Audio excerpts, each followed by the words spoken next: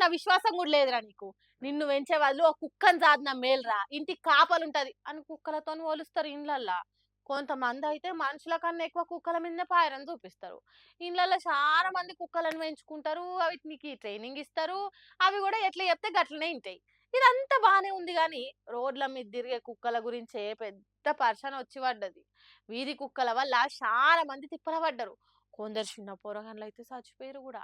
అందుకే రోడ్ల మీద కుక్కలు లేకుండా ఏదో ఒకటి జెయ్యుండ్రి. లేకుంటే ప్రాణాలకు ముప్పని ఈ పంచాయతీ అట్లా ఇట్లా సుప్రీం కోర్ట్ దాకా ఏరింది.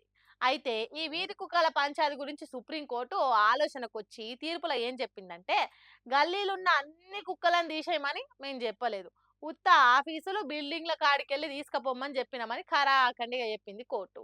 అంతేకాదు, ఇంకో దిక్కు ఈ కుక్కలను పెంచుకునే కంటే పిల్లులను పెంచుకోండ్రి. ఎందుకంటే పిల్లులుంటే ఎలుకల బాధ తప్పుతది. ఎలుకలు లేకుండా చేస్తాయని సలహా కూడా ఇచ్చింది సుప్రీం కోర్టు. ఎలుకలు లేకుండా చేయాలని కోర్టు ఇచ్చిన సలహా బానే ఉంది గానీ, దీనికంటే అనాథ శరణాలయం నుండి పసిపిల్లగాళ్ళని దత్తత తీసుకోమని చెప్పేదుండే. మంచిగా ఆళ్ళకు తిండి పెట్టి, చదువు చెప్పిస్తే ఎట్లనో గట్ల ఆళ్ళు జీవితంలో ఏదో ఒక కొలువు చేసి, దేశానికి మంచి చేసేటోళ్ళు అయితారు గదా! ఏమంటారు? ఇది గూడా ఓ మంచి ఆలోచనే గదా!